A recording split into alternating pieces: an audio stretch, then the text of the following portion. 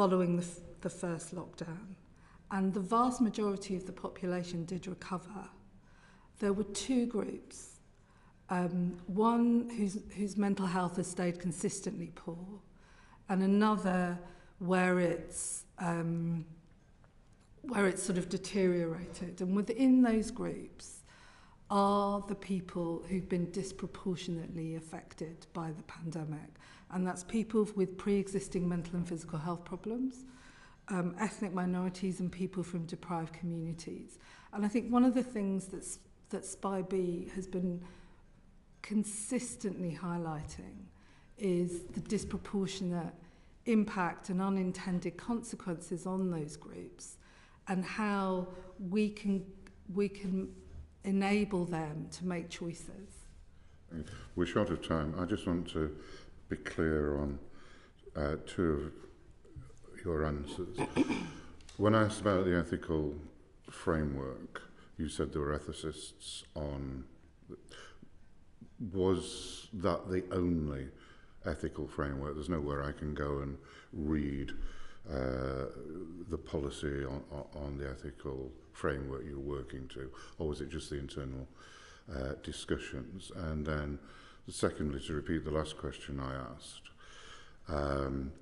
do you believe there was cause and effect between those early SPI-B minutes and the propaganda and information that the government put out?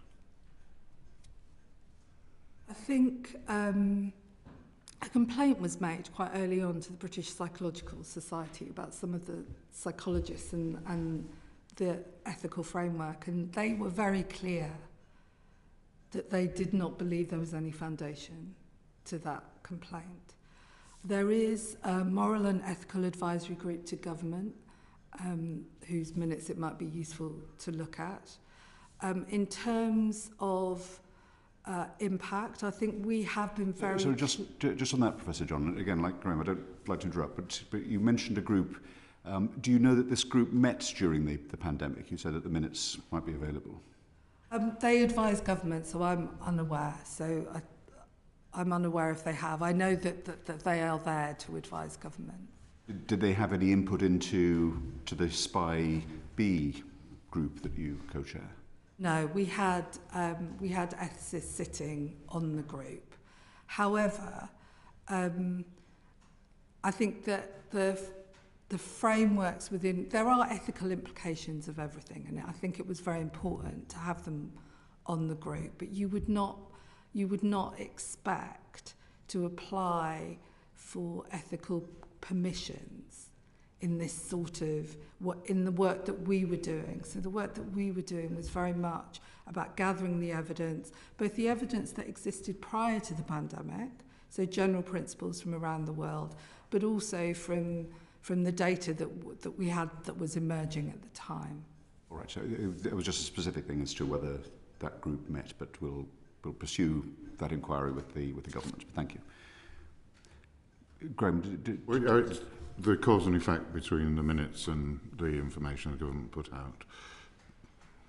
I guess with those minutes, in several other minutes and papers after that, we advised against using fear. In terms of cause and effect, I think you would need to ask policymakers and government how they responded to the advice that we were giving. But I think we were very clear in our advice that fear-based messaging is not helpful in these situations. Thank you very much indeed. Aaron Bell. Thank you, Chair. Thank you, Professor John.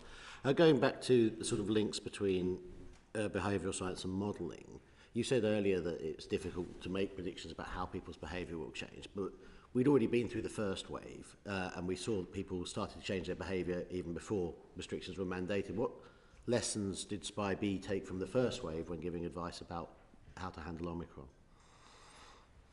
So I think we always looked at what behaviour changes had happened, either in terms of, where it was mandated, where it was recommended, or where it happened spontaneously. And all three of those things did happen. But, the behaviour change that we saw in response to the pandemic back in July was very different to the behaviour changes we saw at the beginning of the pandemic. So that's why it's so difficult to predict.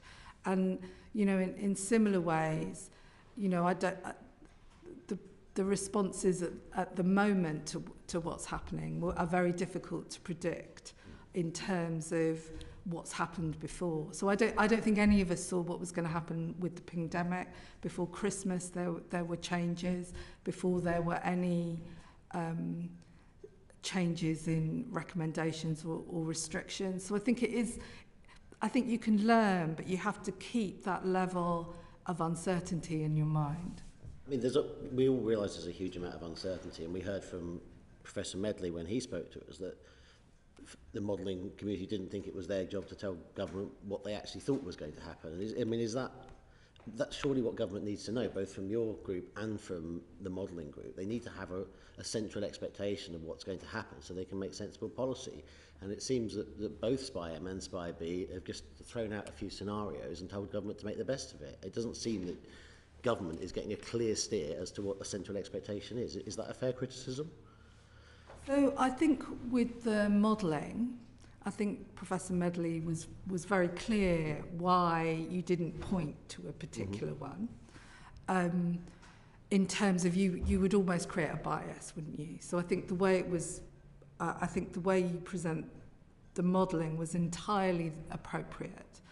What we did in SPI-B when we were, you know, talking about things like if we don't provide financial supports for people to self-isolate, then who are in precarious employment, they won't do it. We often put what we call levels of confidence around those statements. So high, low, high, medium, low, based on what pre-existing evidence was. And so there was some direction there. Sorry to interrupt, we don't have much time. But surely the biggest driver of people's behaviour is what they can see in the case numbers and what they can see from their family catching COVID, or other clusters, or children being, or teachers being off school. Isn't that the most important thing to model, rather than the potential impact of individual policy choices? Because the most important thing for the really big decisions about lockdown, about what state of alert you put the NHS at, is simply how people are going to react so that we know where a peak's going to come. And it seems that, again, both SPI-B and SPI-M were not giving government a clear steer as to how big the peak should be. It was very wide confidence intervals, and they were also simultaneously saying, by the way, this isn't even a central scenario, it's just a scenario. I guess I'd have to go back to the thing that, although, it feels like common sense that where you've got rising infections, or where there is mandated behaviour, that people's behaviour follows those things. And sometimes they did, but sometimes they didn't. So, I think the pandemic was really effective in terms of changing people's behaviours and the way they mixed. When we're seeing less of a response at the moment in terms to rising levels of infection and hospitalisations, and I think we had to reflect that level of uncertainty. People's behaviours and the things that impact them are very complex, and across a heterogeneous society, you will see different impacts and responses across the board. So that is why I think we use those measures of high, low, and medium, and I think the aspect of the modelling that was occurring meant that it was entirely appropriate to feed the different models into SAGE. Finally, do you think it would be appropriate in any future waves or any future pandemics to actually try to include anticipated behavioural change in response to the threat, rather than what we've been doing so far with COVID? I think that for the scientific community and policymakers, there's going to be a lot to learn from what happened over the last 2 years. And there is absolutely no doubt, as the great modellers in this country, including Professor Medley, go back and look at what they've done. There will be lessons to learn for the next pandemic. And I think it will be the same for us. We were basing a lot of the evidence that we were looking at. There was current evidence based on surveys, but a lot of the more high quality evidence was from much smaller events, or events that were very much in the historical past. So I think there's going to be lots to learn that we will take forward, both into thinking about behaviour change, but also the models that we produce. Thank you, Professor. Thank you very much indeed. Rebecca Long-Bailey. Thank you for coming today, Professor John. What lessons can be learned from the different international approaches to the incorporation of behavioural science into epidemiological modelling over the course of the pandemic?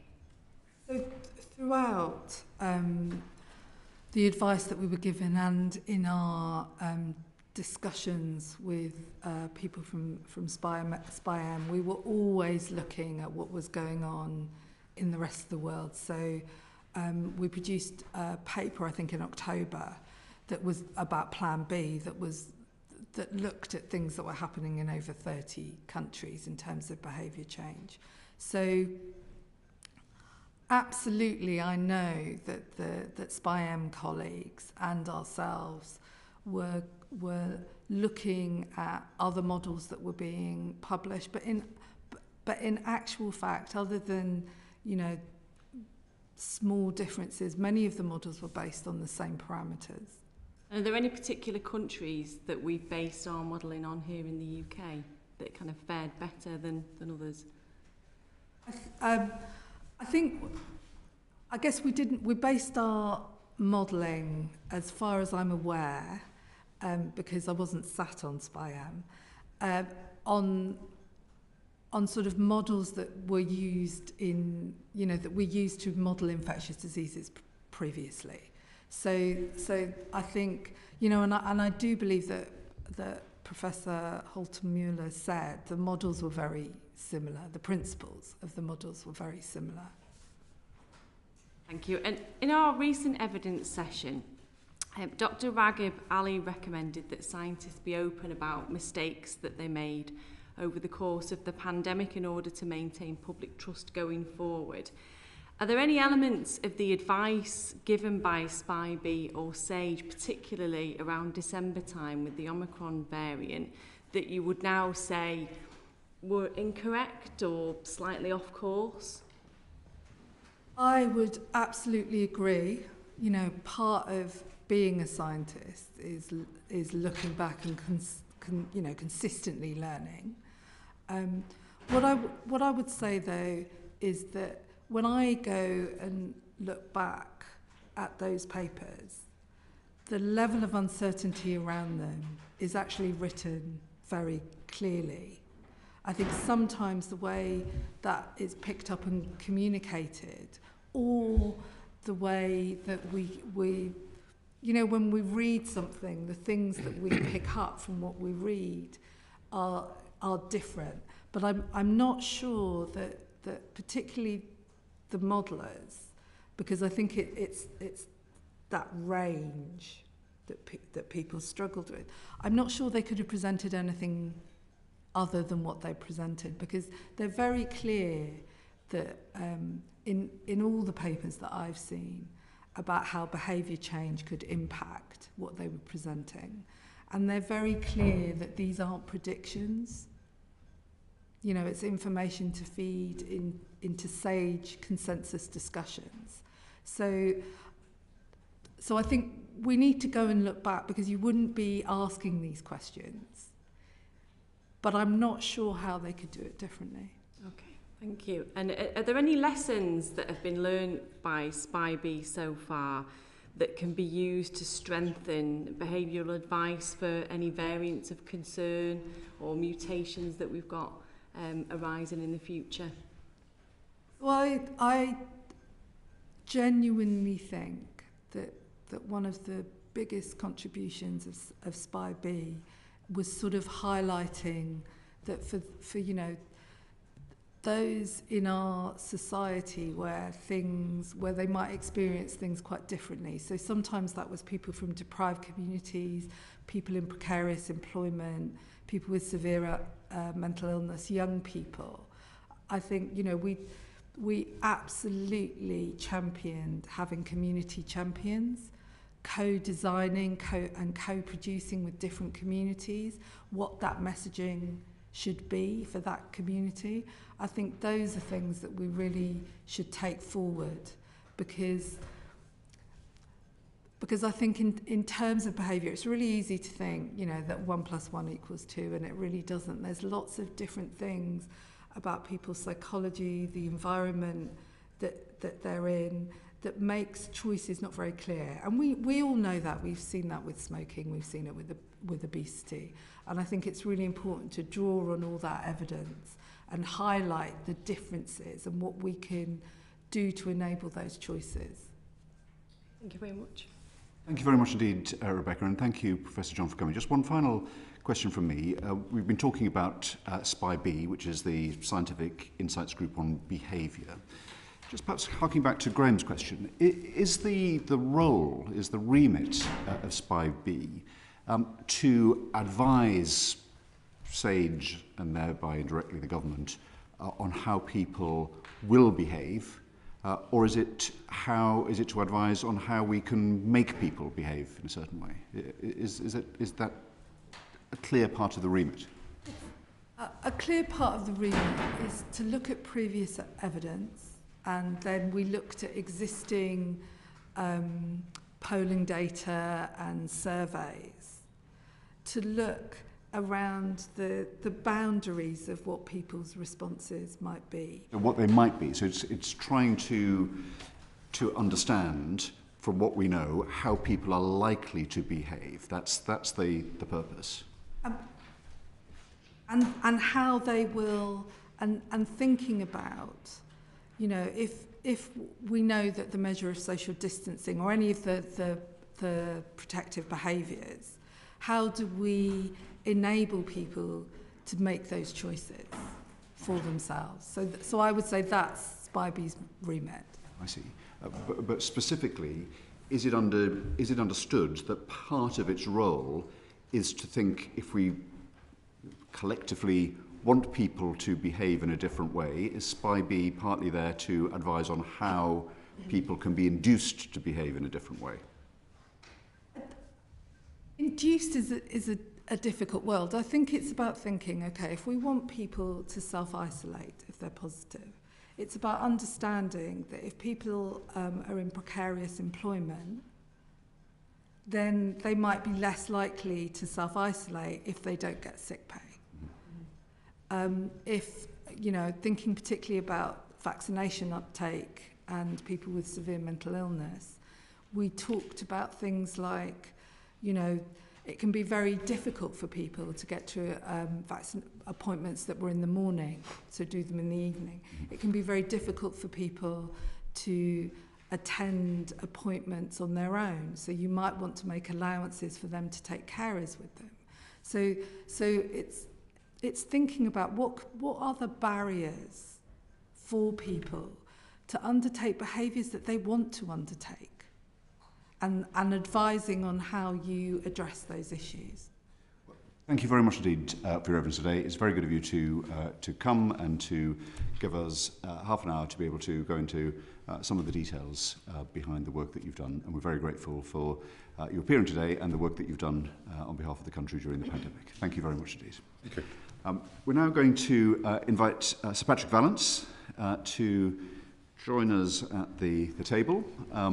Sir Patrick is very familiar to everyone on the committee. He's been extraordinarily helpful in appearing before the committee on many occasions during the pandemic, and indeed on our other inquiries. Sir Patrick, as everyone knows, is the government's chief scientific advisor and is also the National Technology Advisor. So Patrick, thank you very much for coming. We've got a number of different areas to cover, which I think you've been alerted to, but we've just been talking about COVID, so perhaps we can start with that, particularly on trying to learn lessons from the most recent wave, which was Omicron, and the modelling around that. You might have seen the evidence that Graham Medley, again, been consistently helpful to the committee, gave. One of the things that he said that that struck the committee as interesting is that the group that he chairs, SPY-M, the modelling group, provides a range of scenarios to SAGE, and SAGE provides them to the government. But there's no steer as to which of those scenarios is more likely than others. Is that your understanding? Is that your reflection of how things are?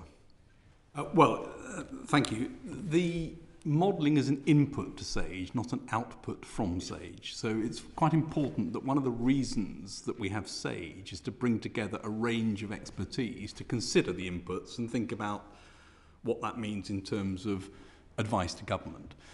So if you look at the modelling inputs, and there was a range of scenarios across a series of different assumptions, and one of the things about models, of course, is they make assumptions which then feed into what the outputs of the models are, and each model will have a slightly different set of assumptions, which is why looking at multiple models is quite important.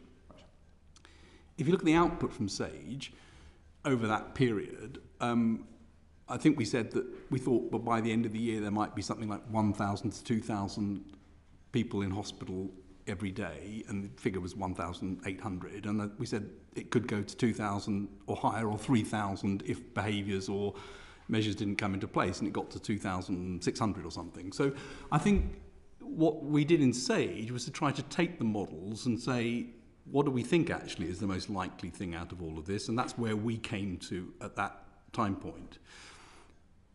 There were models in there, for example, I think the Warwick one, where they assumed 20% severity, 80% generation time, that's the time between one infection leading to another infection, was much closer, for example, to the outcome than some of the others. So I think it's right to have a range of models, and it's right to understand the assumptions, because in doing that you begin to say, well, actually, if it's moving in the direction where you think, I think this is much less realised severity, it looks more like these ones, if that changes, then you say, well, actually, I think the other one probably is the way this is going. So I think the job of SAGE is to try to turn that into where we think the sort of central position is, as well as the worst case. It's always good to have a worst case scenario. That's, as you know from your time as Secretary of State, is a planning tool across government that's used in every situation, which I think is quite important. Absolutely. I completely recognise that, and it's right to have a kind of range of possibilities, a range of scenarios, obviously based on different assumptions, and also to understand the reasonable worst case. I guess my question following Professor Medley's evidence is, within that range, do you as GCSA or SAGE provide, as it, to policymakers, to ministers, a guide within that range of possibilities as to which are the most likely ones? Because if a policy decision has to be made, you would want to make it on the more plausible or the more likely scenarios, let's use that word, rather than the more unlikely ones. Yes, so again, that's exactly what the output of SAGE was. It didn't go with the outlying models, and that's why we said we thought perhaps 1,000 to 2,000 hospitalisations per day by the end of the year, perhaps 2,000, possibly going to 3,000 or more if behaviours didn't change or there wasn't other measures. And so that's actually, I think that wasn't even necessarily central from the models. If you just took all of them and said what's in the middle of the models, we probably ended up with an advisory position which was down towards the more optimistic end of the models as presented. So that is what happens, and that is the role, I think, of SAGE, rather than the role of the modellers, which I think is to do what they did, which is to produce a range of scenarios with possible outcomes as a result of those different assumptions. The models are represented on SAGE, so it's a conversation in which they take part. Obviously, the modellers are in a position to themselves have a view, presumably, in which are the more likely scenarios, which are the assumptions that seem to be, very unlikely to reflect reality, and those that seem to cleave closely to them. Well, I'm sure, I mean, the reason that I think SPY-M it does what it does is it takes in models from multiple different groups, and they have a discussion amongst themselves as to then what they think are the bounds of possibilities as a result of that, and they present that in their papers as the range of possibilities. They don't generally come up with this is the sort of central case that they all think, but that is the job of SAGE, I think, to try and do that, because we want to integrate other factors as well. The other thing I'd say is it's very, very important that data trumps modelling, you know, and therefore real-time data flows that allow you to see what's happening are the really important things when you're thinking about decisions, and the modelling is giving you a range of possible outcomes depending on whether those assumptions turn out to be true or false. The committee is very interested in this balance, if it is a balance, between data and modelling, and whether, you know, perhaps for understandable and good reasons, more emphasis was placed on the modelling than the data at certain points, but we'll reflect on that. I mean, in terms, so there's the question of which are the more likely scenarios, then there's a question of whether the scenarios were accurate predictors of the future as well. And we've had a discussion with some of the Danish modellers who had a more dynamic response of behaviour there, and they were able to make more accurate modelling predictions of what turned out to be the case. In our previous report, we thought that there was a case for greater international representation on SAGE, and by implication its committees. Is this an example of where the different approach of the Danes, for example, it might have been good to have the Danes and perhaps some other countries' modellers in the room, so it wasn't a purely domestic set of people making these assessments and predictions? Well, first of all, SPIAM is very, very well internationally connected, and modellers are a group that speak to each other all the time across countries. So I'm absolutely sure they were very well aware of models in other countries and other people interacted with them. The CMO and I, Chris Whitty and I, spoke to the Danish team in the weeks in December and spoke to them about their modelling. They published some of their modelling. Actually, their projections when we spoke to them were very, very similar to what we were saying from SAGE. They were almost identical, actually. And as you probably aware, as a result of that, in fact, Denmark took rather stronger action than the UK did in terms of the changes they made. If you look at the Danish, I think the Danish model you may be referring to is the one where they make an assumption that when hospitals fill up to a certain stage, behaviours will change in a certain way. And they make a sort of fixed assumption around that. So it's not a very sophisticated sort of range, but they make that assumption. Now, in effect, that's the same as some of the assumptions made in some of, for example, the Warwick models, and the curves pretty much overlap. So that those scenarios were there, but I think it would probably not be right to assume that Denmark followed a totally different modelling input. That's certainly not the discussions we had. And in your broader point about international, we've had very, very regular discussions throughout the pandemic with a series of colleagues around the world, US, Asia, very regular across Europe, with a group that we've pulled together every week or 2 weeks, depending on the time of the pandemic, where these sorts of things are discussed and shared. So I think there's quite a lot of interchange. You know, would it be possible to get some of those people on SAGE? We did, for example, in November, when the Omicron first appeared in South Africa, we actually asked the two people who found it in South Africa and worked on it, and they came to SAGE. So we had discussions with them, and they came to a couple of SAGE meetings. And I think they attended SPIAM as well. So it does happen. It's quite difficult, as you can imagine, to pull on international people to be standing members of something like SAGE, because the answer you get, not surprisingly, is, hang on, I'm pretty busy in my own country. So we organise separate meetings to do it. Indeed, I understand that. But we know that, for obvious reasons, quite a lot of the meetings of SAGE were on Zoom, or they were virtual, so that makes it easier. And I think that would you not agree that there's a difference between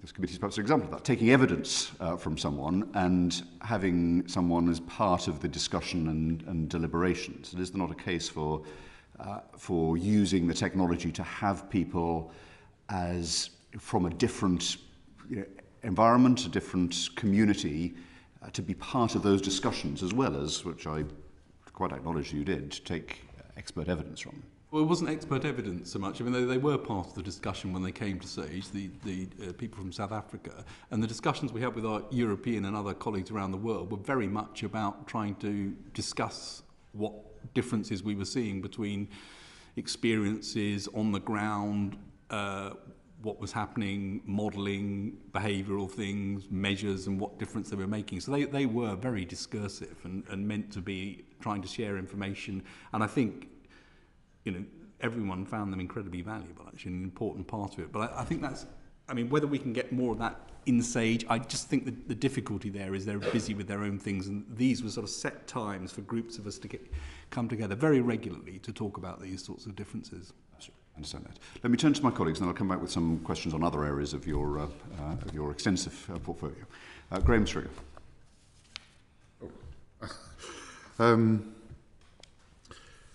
Can I ask you a sort of fairly blindingly obvious question, really? Throughout the pandemic, what do you wish you'd done differently? What advice do you wish you'd given differently? Yeah, it's obviously an incredibly important question, and one that I think will also benefit from really looking back at what happened and what differences made. So, for example, I think we need to understand which components of so-called lockdown, in other words, different, because there were different lockdowns at different times in different countries, which really are the things that made a difference, which are the bits which were less effective. We need to understand that. I think probably one of the big important points is SAGE can give science advice. It's not the operational body. It's not the policy body. And the links between the advice and operations and policy are incredibly important. And I think there's something that needs to be looked at. And operational delivery of all these things is crucial. There will be things, as we look back and say, could we have said more or less, or could we have gone faster or slower? I'm sure there'll be things like that we will look at and say, yeah, that could have been different. Just on the point that you mentioned about lockdowns, there is a lot of debate in both the scientific and the national press about how effective they were. One of the stats that has struck me, and I'd be interested in your interpretation of it, that half the infections that took place during the first wave of COVID took place after lockdown. What is your interpretation of that in terms of the effectiveness of lockdowns? Well, there have been numerous papers so far that have tried to look at the effectiveness of lockdowns. One that got a lot of press was one from some economists at Johns Hopkins, which I don't think was peer reviewed, and I don't think has yet been peer reviewed. I don't know, but it wasn't really even from Johns Hopkins. No, it was from exactly. And there are several others which have tried to look at this, and wherever you look at it, it is, you do see a temporal relationship with decreased transmission and lockdowns. I don't think there's any doubt that there's an effect there. And that effect is quite big. And of course, when you look at data, very often you've got a lag. So some of the reasons that you still continue to see infections, of course, is because infections have entered households, you're getting household transmission, and that causes a continuation. So lockdowns tend to occur when the infection rate is on the up. And as a result of that, you see a continued pressure on that post-lockdown. So I'm not surprised that you continue to see cases. I do think it's going to be incredibly important to now look internationally and nationally and try to dissect which components of restrictions were the ones that were the most important, because the world should learn from this and we should learn from it so that there's an advice handbook for the future, and also to take into account the different characteristics of viruses. So we can see this already across the world. The transmissibility associated with Omicron is different from the transmissibility associated with Alpha or Wuhan strain, and probably the measures would make a different effect as well. So I think a sophisticated look back at the specific actions in lockdown and which ones had the biggest effect on transmission under which circumstances, I think is an important piece of work to do. I'd like you to put on record your statement, again going back to the discussion that's taking place in the national press. International comparisons are being made, say between this country and Sweden, which didn't have a full lockdown, although it took measures. And looking at fatality rates, infection rates, and seemed to show that those countries that had lockdown didn't do any better than those countries that did or only had modified lockdowns. What is your comments, your observation on those comparisons? Yeah, well, again, I think it's exactly the sort of thing that needs to be looked at. It's very difficult to compare between countries in terms of the overall mortality rates. Excess mortality is probably better than COVID specific because of ascertainment issues. Lots of other things in countries will make a difference, such as density of population, population structures. So it's pretty difficult to do those comparisons accurately. Within country comparisons and looking at timings clearly show effects of lockdowns. Where everyone ends up, of course, depends on the entire picture from beginning to end, plus, of course, the overall rate. So I think it's not an easy one. And my final comment is Sweden. It's quite a significant misconception that Sweden didn't do anything. They didn't have children in school from quite early on. They were all taught remotely. They had distancing in restaurants quite early on. They had quite significant changes. The difference was it was a sort of population-led thing with advice rather than regulation. And I think that was, if you look at what they actually did, it was quite a lot.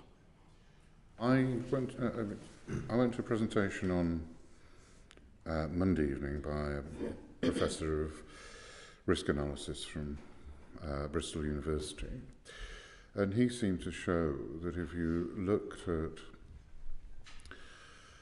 let me get the terms right, the number of life years lost compared to what would be expected, and the deaths and life years lost from COVID, that the impact of the non-COVID deaths, the problems with the economy, the health service not being available, there were more life years lost, I'm sorry if I'm getting the technical terms wrong, because of the impacts of the policies change, i.e. the cure was worse than disease, at its simply. Are you aware of that analysis? I don't know that I'm aware of that specific one, but I'm aware that people are looking at that. Yeah. And I also think that's a very important, it's the part of the dissection of, you know, what effects were. That's part of it. What were the effects on transmission? What were the effects on other things as well? These are clearly important things to look at for future planning, future preparedness, future responses.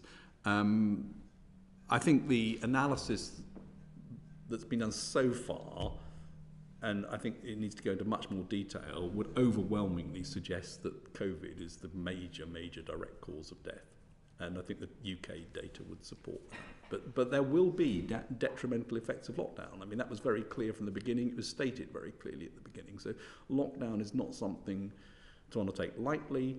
And indeed, there are gradations of what one means by lockdown as well. A final question, if I may. The production of vaccines, really within a year of the start of the epidemic, was extraordinary, faster than it's ever been done before. And there are good lessons to be learned from that. When Dominic Cummings came to the committee, He said it could have been done even more quickly. His view was that if you paid volunteers to be infected and not infected and had a study, you could effectively have dispensed with the community testing that went on in South America and everywhere, and we could have got to the position where we knew that the vaccine was safe or not safe much more quickly and gone into production. Do you have any sympathy with that idea? Do you think that's a practical idea? I mean, obviously, you'd have to look at the ethics of that and the volunteers in any testing, but do you think that is a pathway in the future of producing vaccines even more quickly? So the stages of vaccine production, and to use your term, include, of course, the initial phase of research and the making of the product, which was done remarkably fast, the initial phase of testing in the clinic, and then the larger scale clinical trials. If you look at the history of interventions in medicine, and indeed if you look at the last 2 years with many of the claims around drugs which were tested on small numbers of people early that were going to have miracle effects, when tested properly turned out not to. So there is a very big risk in jumping too quickly from very small numbers to population implementation. Now, the question of human challenge studies is a very interesting one. Human challenge studies, in my opinion, are a way to think about rapid testing of drugs and indeed of vaccines in this sort of situation. They're not straightforward because one question is the virus you're giving quantifiable? Do you know how much you're giving? Can you measure it properly so you're not just doing it with an unqualified vaccine, unqualified virus that hasn't been properly looked at for its properties? So it takes a while to do that. But in principle, you can get quite a lot of information from those studies. So I'll take, if I may, the example from an antiviral drug. You could imagine that you would know very quickly whether your drug did indeed have antiviral properties in a human challenge study, and you could then accelerate the process. So I do think there's a place in here for human challenge studies somewhere. Not easy. It's been shown very difficult to get them to actually work properly in practice quickly, and quite a lot of regulatory issues around how you do it in a safe way. I don't think it would have made any difference in the speed at which this was done. I think this was done remarkably quickly and done in a way that ended up with pretty good definitive answers as to what was going on and built trust amongst the vast majority of the population as a result of that. And there is a huge risk of doing this wrong, which is you lose the whole thing. Thank you. Thank you very much, Graham. Just before I turn to Chris Clarkson, just to kind of follow up on one of Graham's questions about this crucial question of how one measures the impact in terms of deaths. And this is much contested, as we know, and there are problems with recording deaths with COVID versus deaths of COVID. You mentioned excess deaths, excess mortality, as being the more reliable one. But that is meaningless without a time interval, isn't it? Because if a country has a very high level of excess deaths in one period, then it follows that it will have, I don't know what the term is, a deficit of deaths in subsequent periods. So if you take a 10-year period, everyone is going to even out.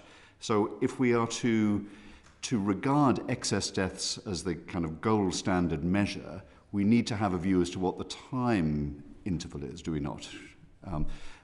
You're nodding. Let me go on to the next question. Do you have a view as to what that time interval should be for us to make these comparisons? I think the standard one that's been used is 5 years. 5 years. That's it. But I mean, there's nothing perfect about that, right. And you could take 10 or some other number. But you're right. You need to take a reference period that's long enough to get ironing out all of the fluctuations. You actually need to understand within that reference period what the range is, and then you need to look at your test period, as it were, in relation to both the average and the range, and see what falls outside. And that's, I think, what ONS and others have been doing. So if it is to be 5 years, given this is probably going to be quite a crucial number for, for the history books and for posterity as to what the impact was in different countries and different places. Is there, as the government's chief scientific advisor, is there work being conducted on what the most rigorous time frame is on this? How are we going to get to what that period is? I think ONS are doing great work on this, and they're working with international colleagues as well to try and get some standardisation around how to do this. But I think it's worth also saying, I mean, it may sound extraordinary, but it's quite difficult actually to even get very accurate death numbers in some countries, even to overall deaths. So I think it's not going to be perfect. Thank you very much indeed. Chris Clarkson, then Zara Sultana. Thank you, Chair. Sir Patrick, earlier you said you, Sage takes a range of data and then uses it to reach a central position amongst a range of positions, and then your output is based on the sort of the most likely scenarios amongst that. So I wanted to ask you, in particular, how is your advice and the advice of Sage incorporated into the government's Living with COVID plan, and to what extent? Well, the outputs from Sage clearly go into the Living with COVID team and task force in terms of the preparation of their documents. I think my advice on any reduction in measures is three things then need to be important, are important in terms of thinking what to do afterwards. Well, actually, let me take a step back. This virus has not gone away. It's not going to go away. It's going to be a circulating human virus for as long as we can see forward. And it hasn't stopped evolving. It's in quite an unstable period. So the virus is changing very rapidly, and it's got quite a lot of space to evolve into. It's not a foregone conclusion that evolution to increase growth and transmission, which is what the virus wants to do, necessarily is associated with reduced severity. So it's a mistake to assume all evolution will drive to reduced severity. It might, as it has done, or it might not.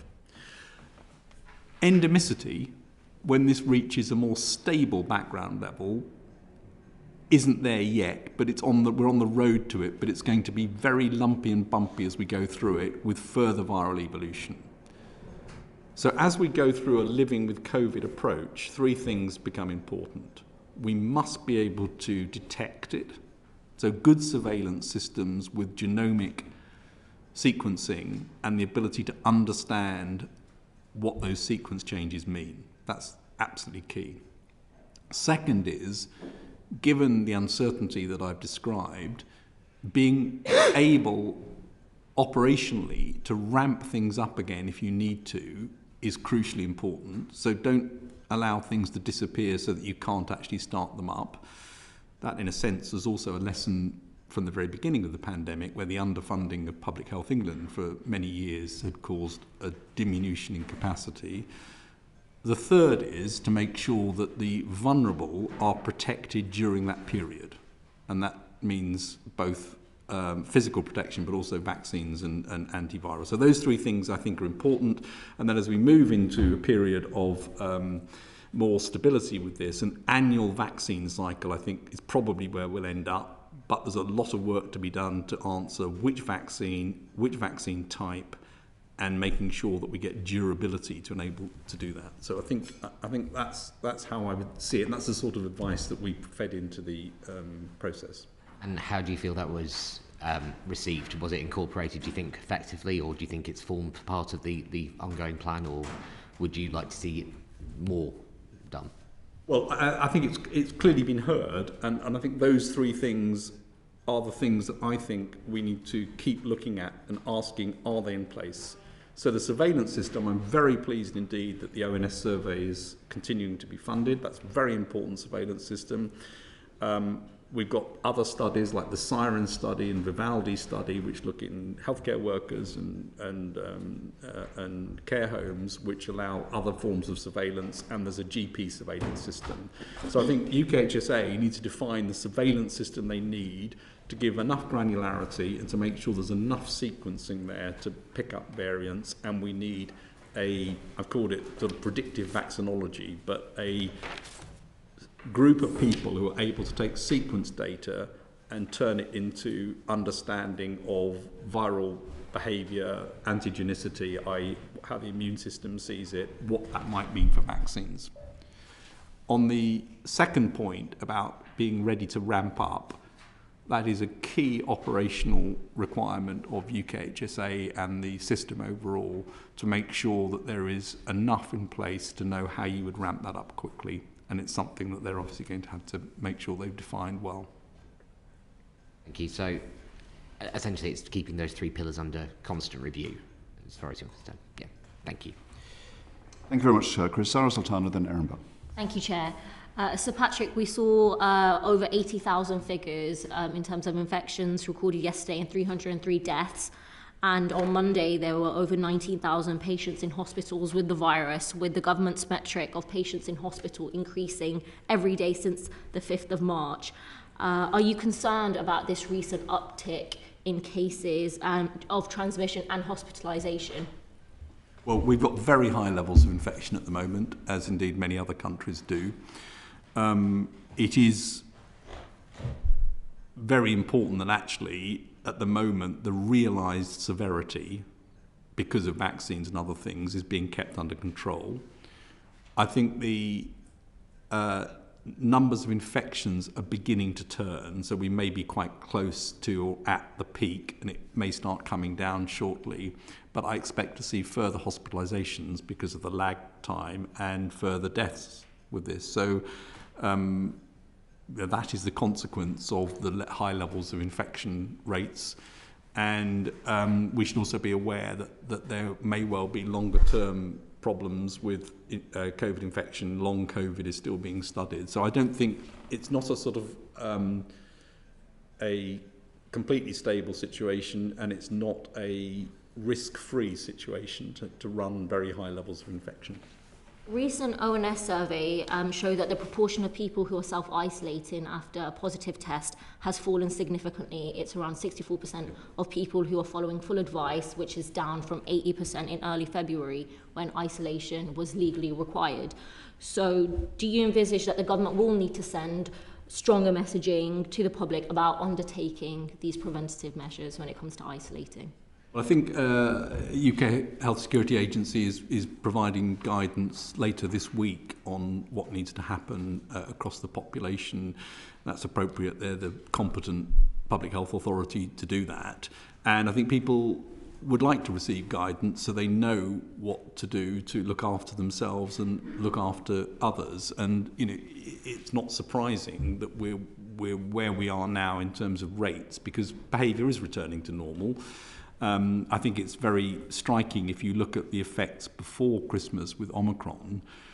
I think it was Jenny Harris who first gave a warning that people should actually take precautionary behaviour to look for it. She got into quite a lot of trouble for that from the press, but it was the right advice.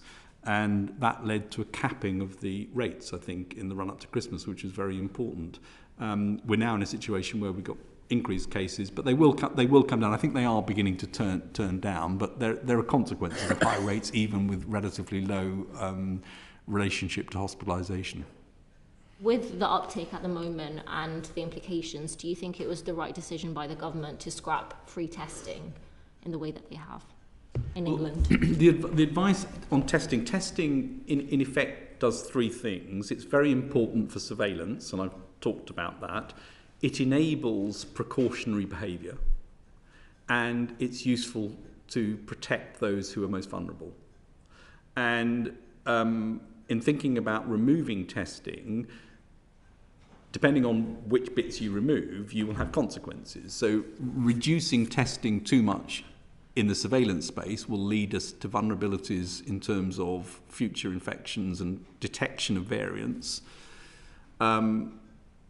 On the precautionary side, I think there's no doubt that if you massively reduce testing across the population, precautionary behaviours are likely to decrease at the same time, and that will then lead to increased transmission, so that's a transmission risk. And on the protect side, I think making sure that those people who are most vulnerable are actually protected from people who are going in who might be positive is important, and I think that's in the UKHSA guidelines. So I think there are three different categories in which one should think about the effects of reduced testing, and that's the advice that's been given in.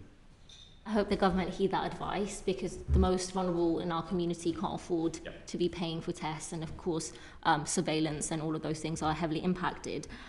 You've touched on the importance of looking at vaccines and the vaccine type and how regularly are people vaccinated.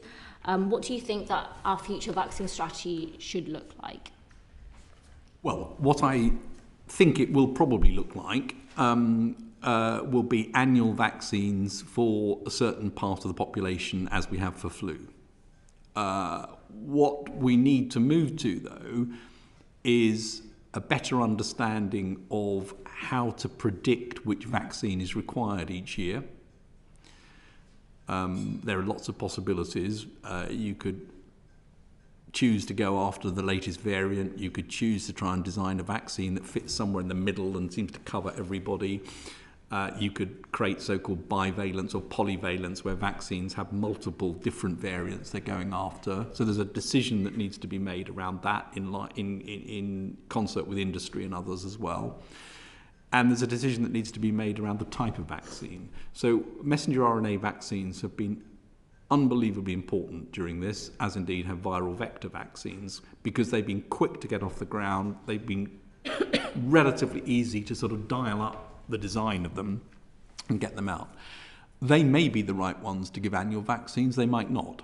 It may be that other technologies, protein adjuvanted vaccines, other approaches, even live attenuated vaccines, there may be other things to look at, because what we now need to think about is what gives you a durable response, because what isn't credible is to start having vaccines every 4 months for everybody. That's just not a way that this will work. So we have to move to a sensible annual cycle, in my view. And do you believe that the UK has the infrastructure to conduct predictive vaccinology? We've got great people here, actually, who have self-assembled to do this, and they've been incredibly important and influential across the world. It needs, in my opinion, to turn into a sort of formal structure to allow that to continue going forward, which UKHSA would need to look at, and we need to continue the research in this area, because methods and approaches will continue to improve. Thank you, Chair. Thank you very much, Zara. Aaron Bell. Thank you, Chair. Thank you, Sir Patrick. You said earlier that data should trump modelling. Is that what happened in the run-up to Christmas with Omicron? Because we were clearly being given a steer from those high-level scenarios that SPI-MO produced in mid-December that we would have to introduce measures equivalent to either step 2 or step 1 of the roadmap again.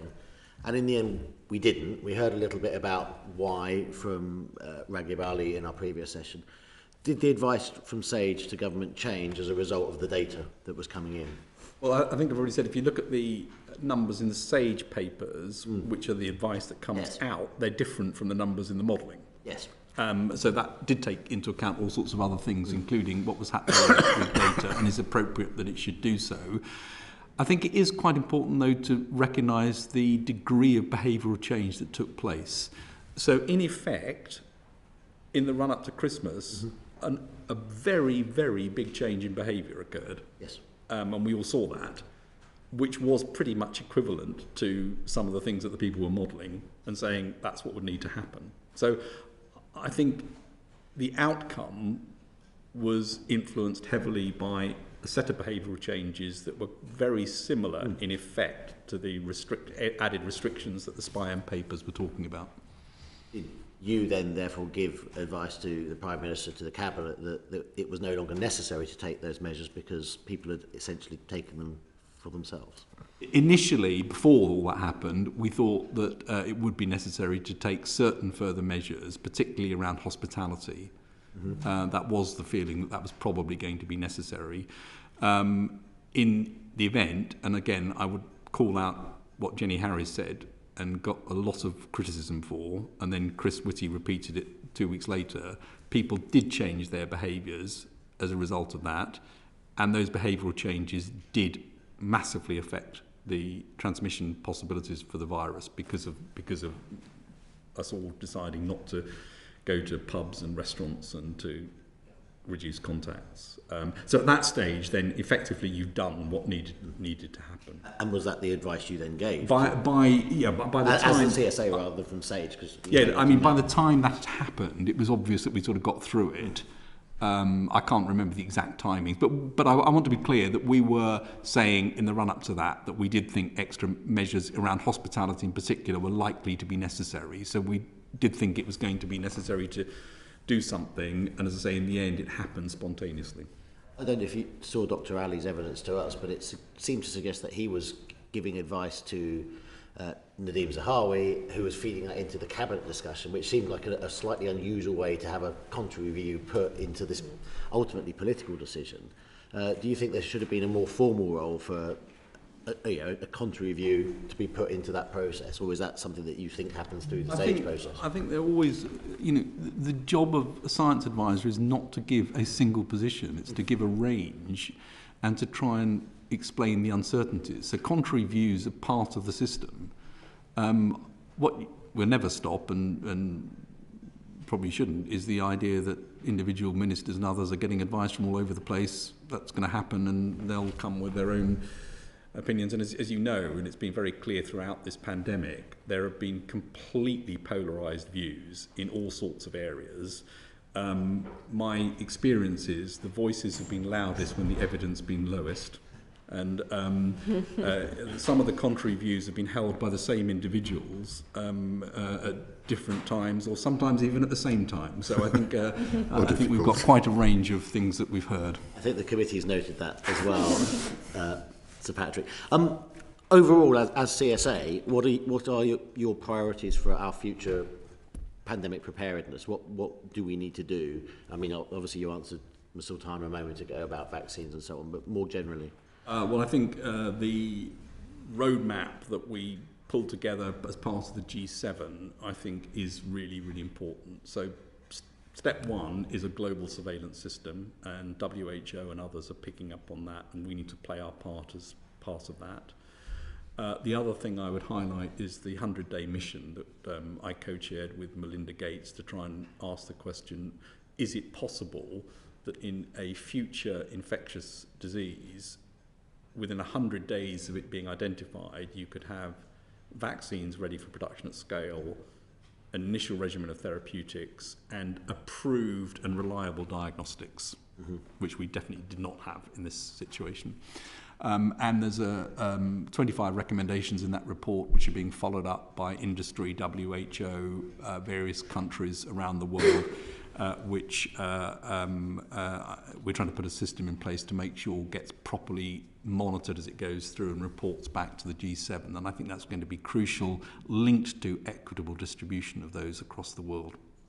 In our lessons learned report, we acknowledge that we were very well prepared for flu, but not what we got. Is there a danger that we get ourselves very well prepared for COVID and not for something else? Yeah, that's precisely why the 100-day mission is not about COVID. Yeah. It's about how you would look at classes of infectious agents in order to prepare those within 100 days. So we know we can do COVID within 100 days.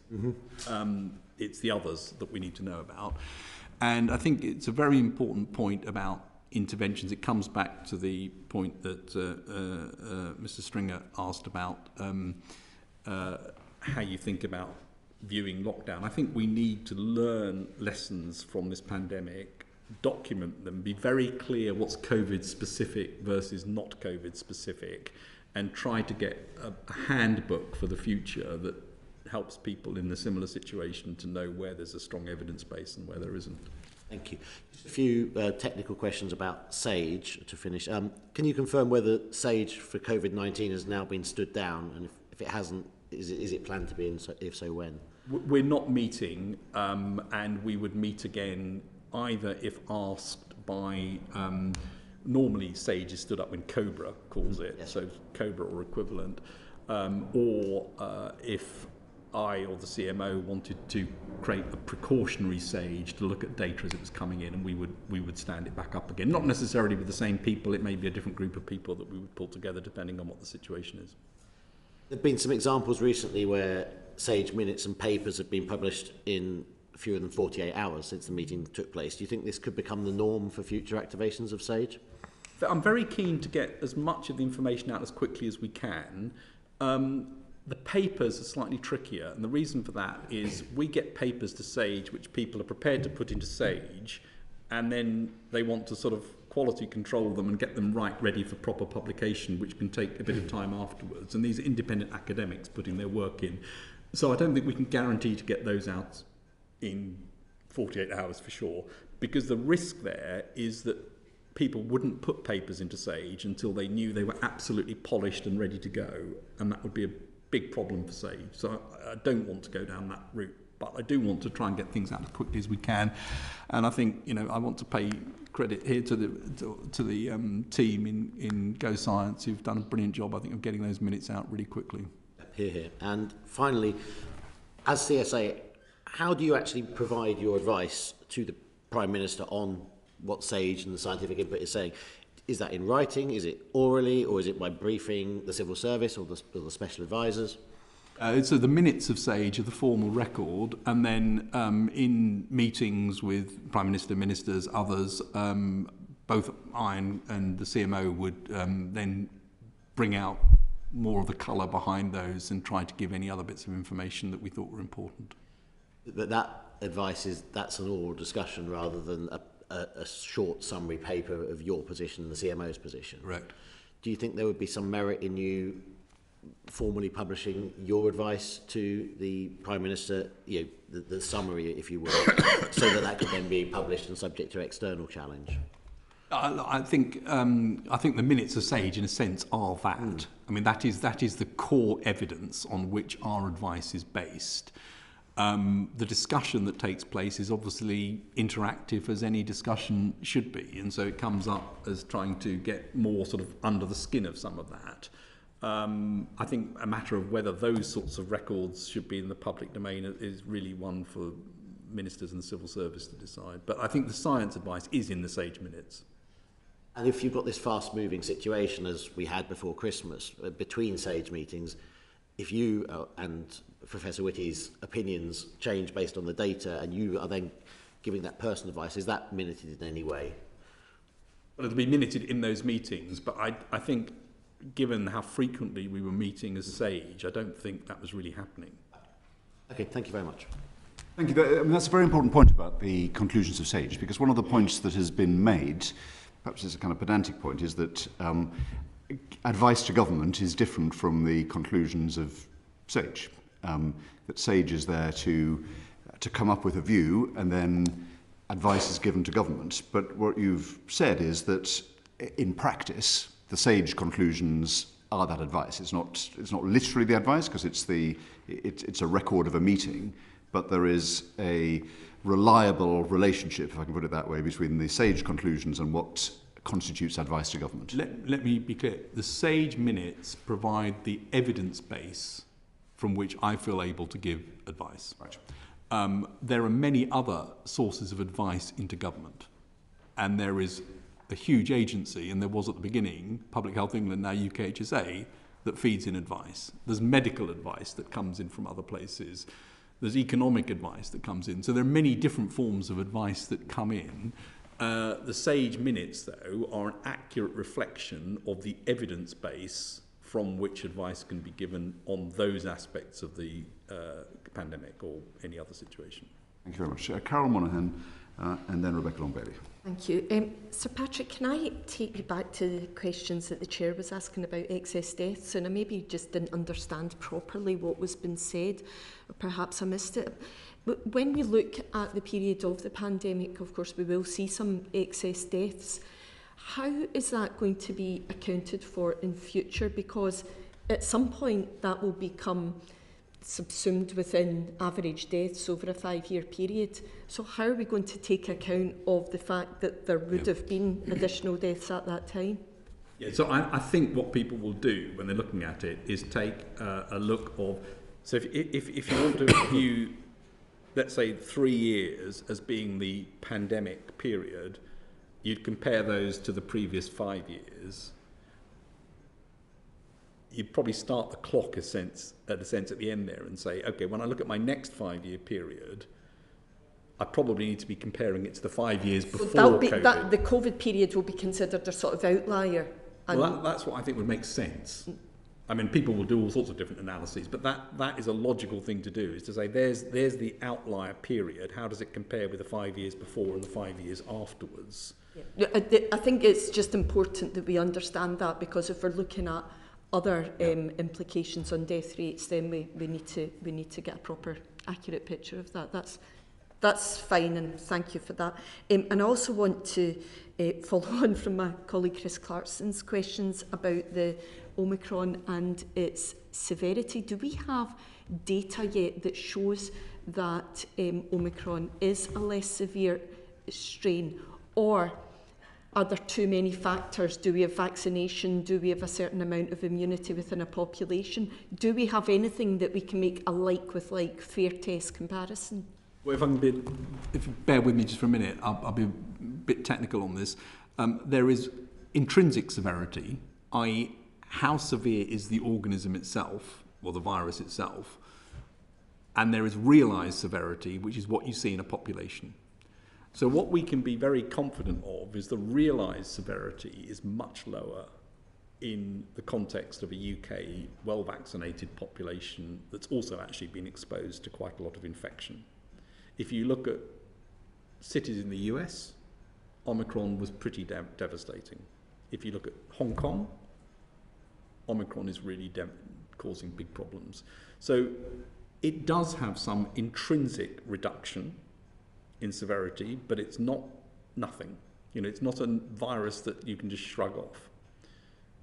So if Omicron had been the virus that appeared 2 years ago rather than Wuhan, we would have been as concerned as we would have been with probably. Wuhan. I mean, if you look at what happened, Wuhan was probably less severe than Alpha and then Delta, and Omicron's now back down towards Wuhan. I don't know exactly what the comparison is with Wuhan, but what's happened over the meantime is population immunity has changed very dramatically, and the ability of doctors to know how to deal with it and the healthcare system to know how to deal with it has changed dramatically. So the realised severity is very much reduced. But Omicron is not a completely benign virus by any means. Are you concerned about a general complacency in our response to Omicron? I think, and I don't mean that. I mean, you've spoken about the pre-Christmas period, and I would agree. I did say a change in behaviour. I'm meaning more now. Well, it's why, in a decision to say we're going to go completely back to normal, which has all sorts of reasons to do it, including people want to do it, and the society and the economy and so on. I'll reiterate the three things that need to be true. You must have a great surveillance system, because the next variant might not be anything like as okay as Omicron was. You need to have the ability to ramp up responses very quickly, and you need to protect the vulnerable during the process. And those three things are really important as part of a safety net for being able to allow things to go back to normal with very high infection levels. And following on from my colleague Zara Sultana's question then, taking away free lateral flow testing, does that not have implications for the three measures of confidence you've just spoken about? Well, testing for surveillance, I think, is something that has been assured that UKHSA is getting that into the right place to make sure we've got good surveillance systems going forward. Testing for protection is also something that is in place in terms of the most vulnerable, immunocompromised and other patients. The bit that I think testing for precautionary behaviours will clearly decrease if you remove testing, and therefore precautionary behaviours will probably be less, and therefore transmission rates will be higher, and that's a consequence of that. It's worth noting actually that across Europe, most countries now, in fact almost all through the pandemic, we're not giving free testing out. But those are political choices to what people want to do. The consequences are that as you reduce precautionary behaviours, you will see an increased transmission pressure. Thank you. If I could ask you just a couple of questions now on SAGE. If SAGE had to be stood up again in the event of a future pandemic or a future emergency, what are the implications? Because most of SAGE members are volunteers, mainly from academic institutions, I think. You can maybe confirm that, but what are the implications for their academic institutions or for their workplace? Can I just distinguish between SAGE for COVID and SAGE for other things? Because SAGE can be called for all sorts of things as emergencies. It's called for the Toddbrook Dam issue and obviously Salisbury, Novichok and so on. So we have different, there's no such thing as a member of SAGE. There is a group of people who are brought together for whatever the problem is, and it'll be different for different problems. It's extraordinarily unusual, in fact completely unprecedented, for SAGE to meet 105 times, which is what's happened over the course of this pandemic. And that has taken a big toll on the academics there who've done all of this in their spare time. Their institutions have supported them. We've done what we can to try and provide some support to them back in their institutions. I think if we recall SAGE because, let's say, a new variant that causes such problems that UKHSA isn't wanting to deal with it on its own but would like the external advice from SAGE, we may well decide that we want slightly different members to come back. Some of them will be the same and they'll need support. Who should provide that support? Well, should there be funds into the academic institutions? We did, during this pandemic, we did provide some support back into institutions for some people where there was teaching needs back in the university that couldn't be covered by them. So there were bits and pieces which I think made a difference. And I wrote to the vice chancellors of the universities saying, this is really an important national endeavour. Can you please make sure these people are looked after, and got very positive responses back. So I think there is a mechanism to do that. What I don't want to, and the reason I'm being a bit cautious about how I answer this, is I don't want to get into a situation where people are effectively given a remuneration by default for being on SAGE, because that's not how it works, and I don't think that's necessarily the right way to go. Thank you. And we heard evidence that there was a narrow number of disciplines represented on SAGE, and particularly there were the SAGE would have benefited from, for example, product design engineers, manufacturing experts. Do you agree with that? Should other areas have been considered when SAGE was been set up? Well, I'll take those two specific examples. When I set up the Vaccines Task Force, I brought in product design people and manufacturing experts because that's what was needed for that particular problem. I think for the sorts of topics covered at SAGE, to have a manufacturing person around the table would be not right. Perhaps a social scientist? Oh, we had lots of social scientists. I think we had a rather broad membership, and we changed it depending on who we needed. So we had lots of social scientists, we had virologists, immunologists, public health experts, clinicians. We did have engineers around the table with expertise in ventilation and flow. So I think we had a rather broad range. So if I take you back again 2 years ago and you can take your pick of whoever you want on SAGE, would you have added any additional people to it, and what would their disciplines have been? I think early on, I think we could have done with more on the ground. We could have done with somebody on the ground public health early on. We did have lots of public health because, I mean, the Chief Medical Officer is essentially the public health background. We had lots of people from Public Health England there. I think it would have been quite good to have had somebody actually out in some sort of regional place, and we did bring somebody on with that, but that would have been helpful. I think otherwise we had pretty good spectrum of people on SAGE actually, and I'm not sure it would have necessarily changed much with the early composition. Thank you, Chair. Thank you very much, Carol. Just before I go to Rebecca Long-Bailey, in answering Carol about the stance that we need to have to be prepared for any, God forbid, new variant that requires a testing response, as the government's Chief Scientific Advisor and Chief Technology Advisor, have you satisfied yourself that we're capable of having that sort of immediate, sort of explosive deployment of testing capacity in that event? Well, I'm waiting to see exactly what the UKHSA system is going to be to do that, and obviously the key person who will be looking at that will be the Chief Scientific Advisor in Department of Health and obviously the CMO, but I will be looking at that as well. is it not something that should have been looked at before we made the changes that, that rest on them? UKHSA has been set up to do just this, and it's a competent authority with lots of scientists in it and lots of operational people and lots of public health experts, and the requirement is clear and they know what it is that's expected, and I imagine they will be able to deliver against that, and we will look and review. But I think, as you are well aware, organisations that have got a remit to do something and are set up to do it, it doesn't always help when you've then got 15 different groups looking at it endlessly saying, have you done this or have you done that? I mean, I think they know what they need to do, and they've been extremely good at getting the testing sorted out to date. It's nevertheless useful to check that they are able to do it and to have some independent validation of that, or given how important it is, and actually the truth is that the predecessor body, Public Health England, everyone acknowledges, including the Secretary of State at the time, that the initial expansion of testing capacity was inadequate and lessons were learned, and it was done in a different way. So one of the lessons that we can learn and apply now is to make sure in advance that it's calibrated to be able to respond explosively if needed.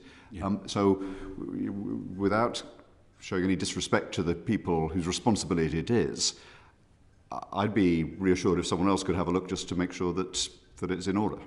Well, two things at the years before the pandemic: underfunding and operational. And the operational side of this is clearly important to make sure that is working properly. Completely agree. I'm not sure it's a science question. It's an operational question. In other words, what needs to happen is clear, and there's advice on that. Operationally, we need to be clear. Somebody needs to check that this can be stood up quickly. Absolutely. But one of the conclusions that we made in our joint inquiry report was that the science was excellent, but the operational performance in the early weeks was deficient. And I don't want to anticipate that we might repeat it, but I'd be very keen that we should be collectively reassured that that can't happen. And just as you mentioned, Carol mentioned to you that you convened, brought into existence the vaccine task force, that was scientific, but it was also operational. It was a brilliant success, and it was your initiative. We know that. We've heard that in evidence. Someone, whether it's you as GCSA and Chief Technology Advisor, it seems to be it would be helpful to know that someone has looked at these arrangements and satisfied themselves and the government that they're fit for purpose. I agree that needs to be looked at. I'm just questioning whether it's the GCSA who does that. We may follow it up as to who should do it. And the operational setting up of the vaccines task force was, of course, you could argue outside my remit as GCSA, but given my background, it was something that I knew how to do. Well, given your experience and background, I'm luring you into applying your talents and expertise even further. Rebecca, Graham, briefly, yes? One question. There will be another epidemic of some sort. Would we expect in that epidemic not to have to import our home testing kits from China? Would we be able to do it ourselves? I think there's a whole piece of work going on about where the supply chains are for testing kits. Because that is a distinct vulnerability given the world situation, is it not? I think it goes back to my comments about the 100-day mission, about making sure there is an appropriate supply chain with security across the world for rapid testing. And I think the UK lateral flow test situation is much better now than it was. Thank you very much. Rebecca Long-Bailey. On the issue of roles and responsibilities, what are your top priorities for your role as GCSA over the next 12 months? Yeah. Well, I've got three things that I'm concentrating on most, but there are other things as well. And obviously, current Ukraine-Russia situation will change some of that. But the three things that I have said that I want to concentrate on are, number one, the science system in government, which is essentially one of the things I came in to do, was to try and strengthen that right the way across the board. We published a report in 2019, the Science Capability Review, that had 15 recommendations. We're working our way through to getting those going. They range from the science system in each department, through to recruitment of scientists and engineers into government, through to capability of those already in government and tools to do it, plus the public sector research establishment. So that's a piece of work that I want to really try and make sure we land this year, and it's also part of the government reform agenda. Second area must be and is climate. Net zero plus the biodiversity association with that is a key area, both adaptation and mitigation. So that's my second, and building on some of the things we did at COP26, which I think have landed in quite a good place internationally and nationally, we need to follow up. And the third area that I'm spending a lot of time looking at is I'm going to call it innovation, but what I mean by that is the ability for the very strong science base in the UK, which by the way must be maintained, to also translate into public good and benefit for the country. So economic, security, health and well-being, and a number of the things that stop us being able to do that as effectively as we can be. So those are the three priority areas for me over the year. Thank you, that's very good. What would your priorities be as National Technology Advisor over the next 12 months, and is there any overlap? Well, there's a very big overlap with the last of those on innovation for sure. My priority as the National Technology Advisor is to get the system set up so that it becomes a stable, secure system for every government, not just this government.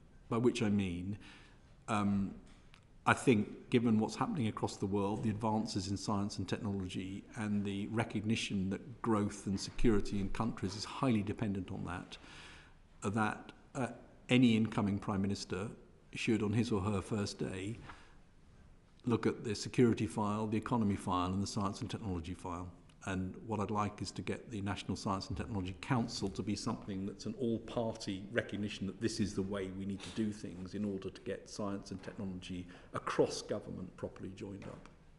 Excellent. And the two roles are very extensive and detailed. Can you set out how you're balancing the two roles at the moment?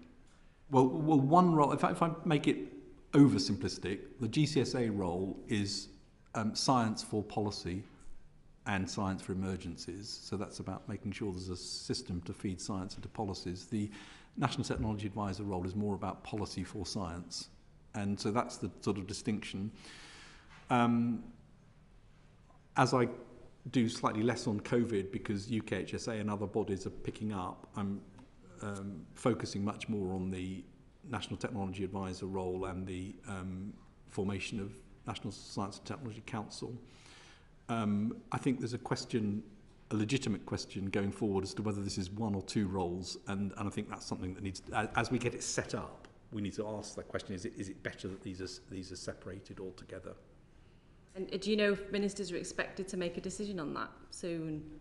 I think it's too early because we need to sort of get it set up first, I think, and get it running.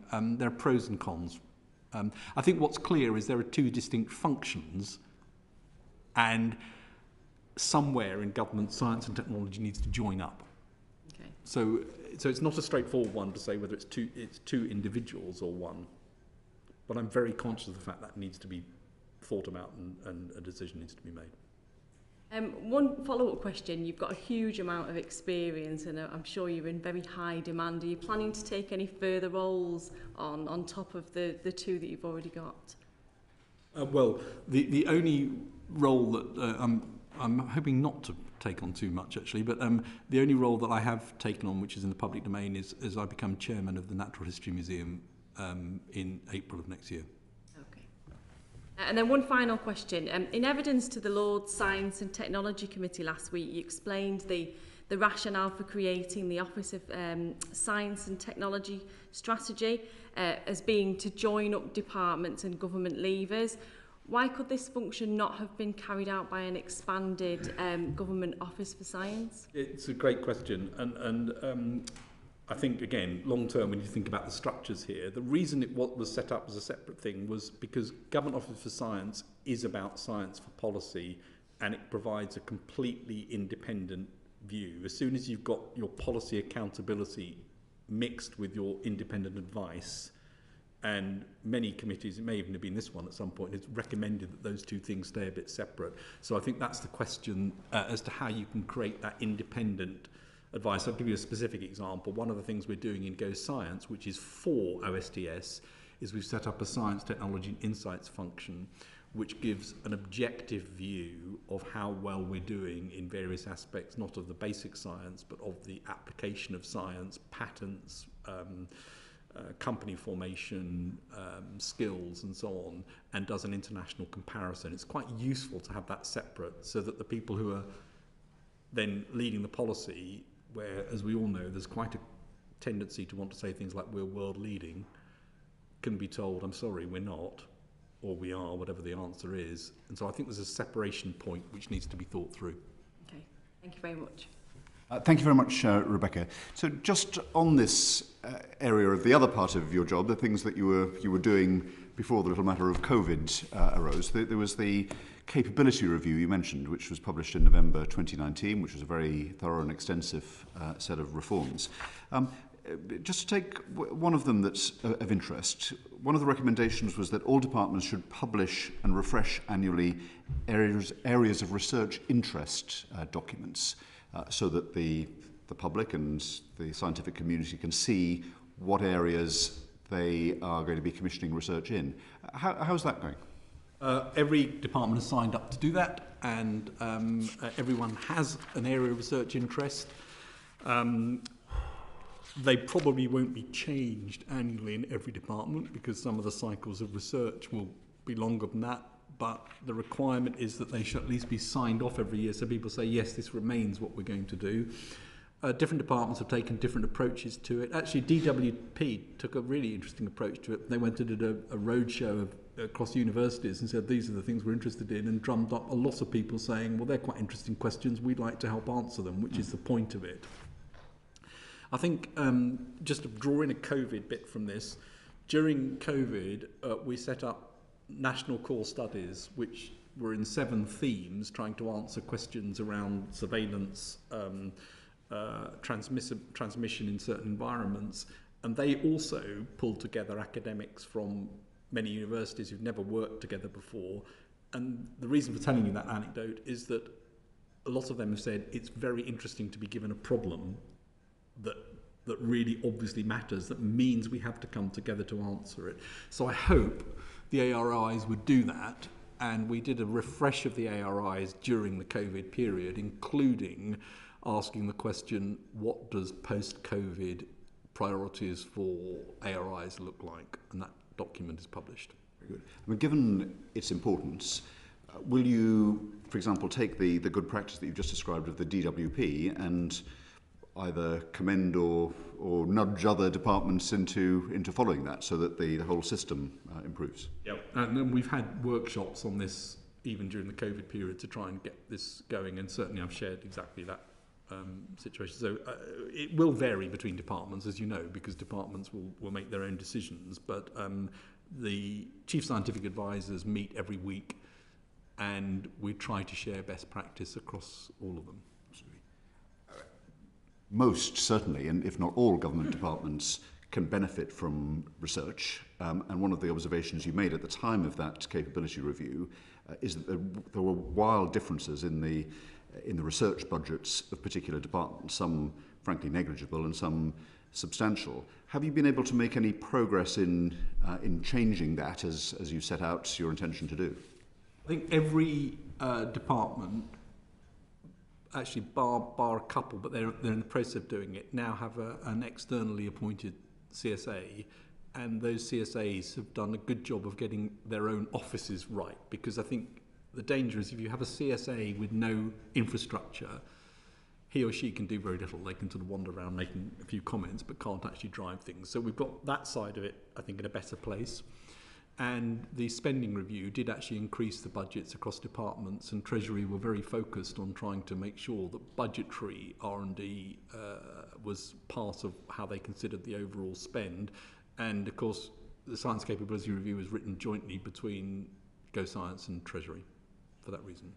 You've been a great champion of transparency and publication, and the committee's put on record before its gratitude to you in intervening to cause the SAGE minutes to be published during the pandemic, not as was previously the case at the end of the emergency. And Aaron Bell has talked about that. So a little example of this that pulls in the opposite direction, which is concerning, is that the committee, through its chair and my predecessors, has regularly put down questions in Parliament as to how often ministers meet with the chief scientific advisor in the department. It's quite a crude thing, but it gives a useful insight into the kind of, at least the frequency of interaction. And previously it was typical for departments to answer those questions. So the Bayes Secretary of State disclosed that he'd had 23 meetings with his chief scientific advisor in the quarter between the 1st of December 2020 and 28th of February 2021. And that was typical in others. 12 meetings between the DEFRA, CSA and the Secretary of State. In the most recent round, there's clearly been an edict across Whitehall not to answer this question, and every department has answered with an identical answer, saying this information will no longer be disclosed. At a time when you aspire to and are galvanising the role of science and indeed transparency of science, this seems to point in the opposite direction and is rather discouraging. Would you take away from the committee a request to try to reintroduce some transparency and enthusiasm for this task? Yeah, I was unaware that had happened actually, and I will try and find out why and what measures of interactions would be appropriate to release. I mean, I can't see any reason why those numbers couldn't be. Whether they're the best way of judging it, I don't know, but like a lot of figures, and we've had a discussion about death rates, and one could contest them, and it's clearly quite a crude thing, but it's not without meaning, and certainly a Secretary of State that had no meetings with the Chief Scientific Advisor begs some questions that it would be useful to know about. I'll go to some other colleagues. So Carol Monaghan and then Chris Clarkson. Thanks, Chair. Sir Patrick, I'd like to ask you a little bit about Horizon Europe and the UK's participation in that. What advice have you given to the government on participation in European programmes like Horizon, Copernicus and Euratom?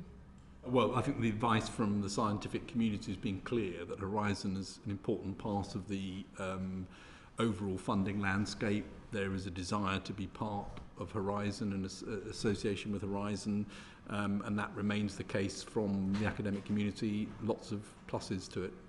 Is the case for association weakening over time? Well, the difficulty is, and I think this is the EU said this, it's become a political issue with the EU about association. So I don't think there's any disagreement from scientists across Europe, many of whom have actually come together to say they want UK to be part. Scientists in Europe want to be part. It is, as you will be aware, tied up with other discussions around the relationship with Europe, and it can't budge until those things are budged. Now, my worry is that if a big science funding mechanism becomes a political football, that's very bad news for science and very damaging for future relationships across Europe in science. So Are relationships and collaborations been affected at the moment? They will have been. I mean, they will have been already, because we know that there's been a decrease in application from UK to European programmes as part of this. So that is a very real risk. And Horizon, or the predecessors of Horizon, took quite a few years to get going properly. These things are quite difficult to get going, and I think if it goes down, it's difficult to ramp back up again. So I'm very keen that and the UK government said it wants to associate with Horizon, and we should keep trying to make that happen. Can I ask you about Euratom, because that's a different issue and has implications for healthcare and treatments. What are your thoughts just now on Euratom, and what should the government be doing on this? Well, I think those are actually questions for Bayes to get into. I mean, my position on European science is the closer we can get associated with it, the better. and I've given that advice. There has been talk about government plan B. Have you provided any advice to government on this? So any alternative to Horizon, and if you go back to the review by Adrian Smith and Graham Reed from a few years ago where they talked about that, which would potentially allow different countries to be engaged. Am I keen on lots of relationships with different countries in science? Yes. Do I think that such a scheme is easy to get off the ground? No. And would take, just as the European scheme took several years to get off the ground, take several years to get into the right place. But I think it would be sensible to have some other position if association with Horizon becomes impossible for some reason. And are you aware, I mean, some of the other schemes that have been talked about are about attracting talent and about collaboration. Have you got a feeling from European partners whether they are keen on these sorts of schemes, or is everyone just waiting in hope that Horizon becomes a reality again for the UK? I think other European countries are keen on of course, those areas which are relevant to all of us. They'd prefer it that we did it through Horizon. Thank you. Thank you, Chair. Thank you. Just one follow-up on that, Sir Patrick. The Horizon is a 7-year programme and runs from 2021 to 2027, as I understand it. Obviously, as time goes by, the opportunities are literally disappearing. They're past. So there's no point in hanging on forever, clearly, because you can get to the end of it and that whole budget that's been set aside will be wasted. So at what point do you think we need to unilaterally move on, given, as far as I understand it, the ratification problem is not on the UK's side, it's on the part of the European Commission? At what point do we say, actually, to make sure that we do have scientific investment, we need to activate Plan B? Well, I think that's one for the Science Minister, but it's clearly a real issue. You're the Government Chief Scientific Advisor, so... Well, my advice is, as I said, associate to Horizon if we can. If it becomes a political football, that's a very dangerous position for science, and be aware that alternatives take years to really get going. And therefore, you can't... What we shouldn't do, in my view, is end up being in a position where we aren't really in or out of Horizon for years, because that's a very difficult position which will lead to a detriment in relationships and science collaborations across Europe. So at some point, I mean, George Freeman has given evidence to this committee, and it's evident from his demeanour that he is as keen as you to associate, but at some point there is a responsibility to say, well, if it's not going to happen anytime soon, we need to have international collaborations, and we should set up another scheme. I mean, that you'd have recognised the that requirement on him, I assume. Yeah. And I think in any case, asking the question in a world where science and technology is rapidly changing in many countries, which are the countries we want to have relationships with and what do they look like, is absolutely essential and was laid out in the integrated review whenever that was published last year. Thank you very much. Chris Larson. Thank you, Chair.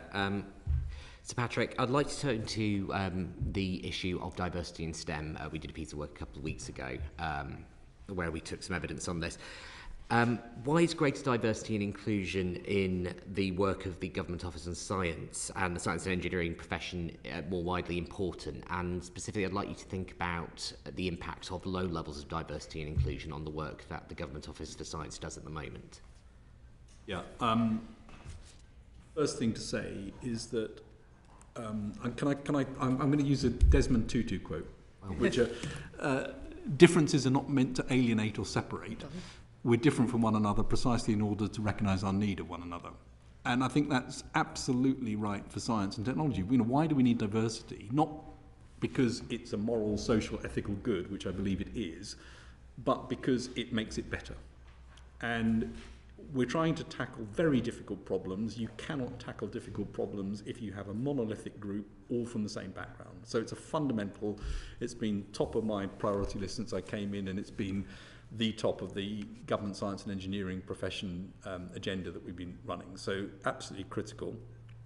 In Go Science, we currently have, I think, rather good levels of diversity. We've actually got, I think, 60% women in Go Science, and we have think, I haven't got the exact figure, but I think it's 20% ethnic minorities. Is that right, Charlotte?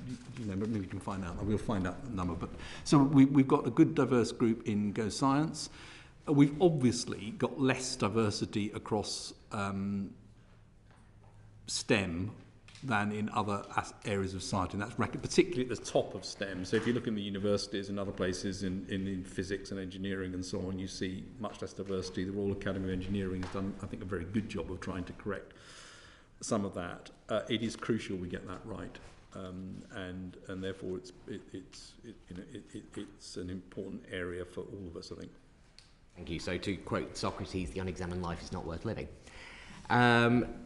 What actions have you taken as the figure is 20%. We've got 60% women, 20% ethnic minority in Go Science at the moment. I think good progress. Well, what steps have you taken as the head of Go Science to improve diversity? And do you think there have been any opportunities that have arisen out of the pandemic, in particular with the focus on STEM, to improve diversity? Yeah, well, there is. I mean, there's a very big increase in science right the way across the country and across all groups, actually. And so that's a really big opportunity. Interestingly, if you go back in history, you saw exactly the same after the Spanish flu pandemic, but it didn't last forever. So there's a window to really push on this.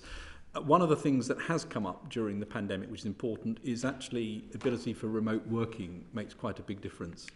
And it makes a difference for all sorts of reasons, including where people live around the country. Prior to the pandemic, every SAGE meeting had been in person. I don't think there'd ever been any sort of attempt that people would occasionally dial in, but essentially, which meant that if you go back over previous meetings of SAGE, for example, in the past, it was largely people who could get to London easily. So people who live in London, mainly. Now that's completely changed. We've got very widespread contributions from all around the country, and I think that's true for all sorts of other areas we can deal with as well. We're also looking at basing part of Go Science outside London to try and increase that diversity as well, and all of the other chief scientific advisors are looking at which bits of their activities they might be able to put more distributed across the country. Fascinating about the last pandemic, that window of opportunity. So really, do we need to be looking at catalysing that reaction that's starting now? Yeah. You've given us some of the figures for Go Science. I mean, they sound quite encouraging. Would you be open to publishing that data more widely so that it can be properly scrutinised?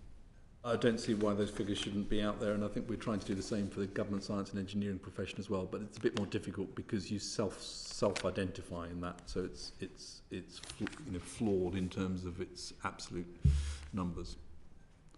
Thank you very much. Catherine Fletcher, then Graham Stringer. Super. Thanks for everything, I think is probably where I want to start.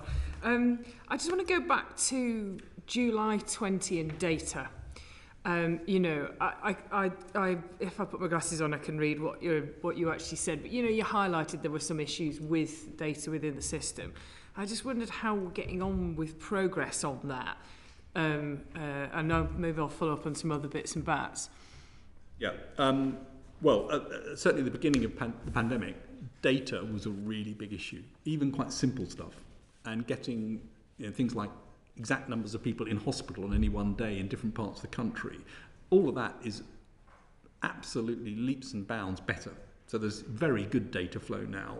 Lots of things that have been long-term issues around data systems, I think, are in a better shape. So from a pandemic point of view, I think that's really good. But there's a broader question: is it true in other parts of government? Yeah. Ian Diamond, as the chief statistician, is working very hard on this with ONS and trying to make sure that we've got interoperability between data from different departments, which is really important. He has a sort of legal ability to actually try and make that happen. So, how's he getting on with it? Because that sounds like a Herculean task. It is a Herculean task. Yeah. I think it's making good progress, actually. Okay. Now, is it where it needs to be? Not yet, but I think there's a lot has happened.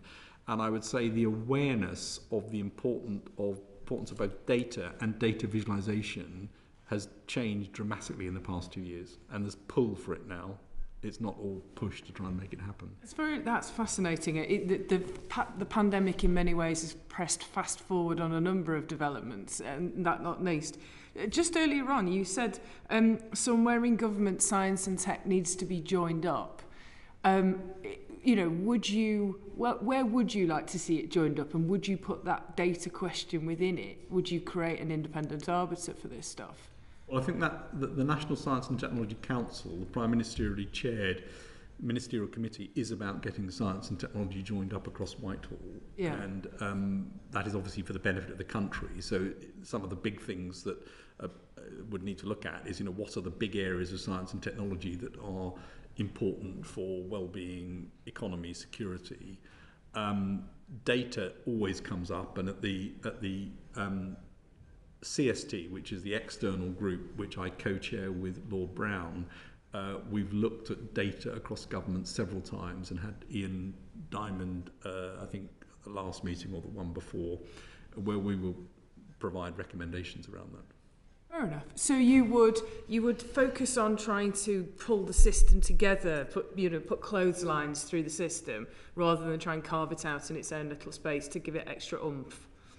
You wouldn't have a department for science and technology, for example. Oh, I see. Okay. Well, I think that is a sort of machinery of government issue, and there are pros and cons. And so the pros are obviously you've then got a department that absolutely looks at science across government, which currently in Bays, they look after sort of science under Bays, but not science in every other department. The cons are, this is my belief, science and technology needs to be embedded in every department. If you pull it out and put it somewhere central, then everyone's going to forget about it and say, what's that thing going on over there? It's not relevant to us. So I'd much rather see it actually embedded in departments than created as a new big central function. Yeah, fair enough. I just want to get your views on the record on that. And so the national data strategy that the government's talking about, you know, especially in the health data space, we've got an enormous opportunity with our wonderful NHS to do something really exciting. We heard evidence the other day. Do you think that we've got the right kind of setup to allow for UK data to be shared in the right health data to be utilised for science, but for the protections of the individuals involved? Again, well, first of all, on data generally, I think the DCMS reports on data strategy is really good. I mean, it's really got us in the right place in terms of what needs to happen. The last 2 years have dramatically changed data across the NHS and the way people think about it. And all sorts of ways have come up to share data safely, trusted research environments, different approaches to that, including Open Safely, which I think was a very interesting initiative to be able to access in a way that didn't allow data to leave somewhere. So I think there are some smart ways of doing this now, which have been exemplified in the past 2 years that I hope the NHS will use going forward.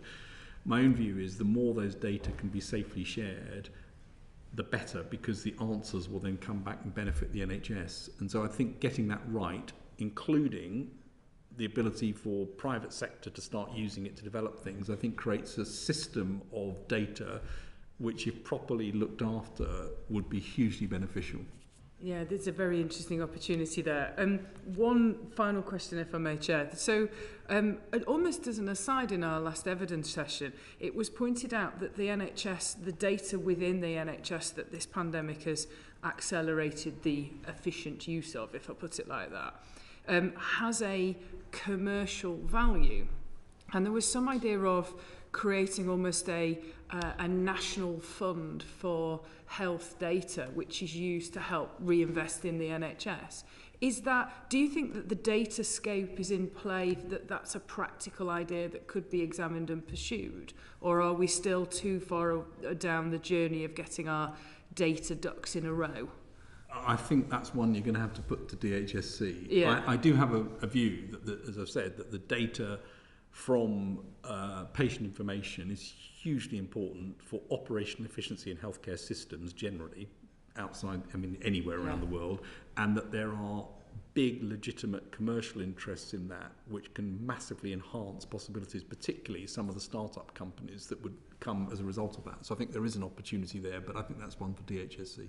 Fair enough. But you wouldn't say that we have any fundamental barriers to doing that within the data architecture of government as we start to improve how data is communicated across departments? I think there are political choices to be made around that. Fair enough. All right. Thank you.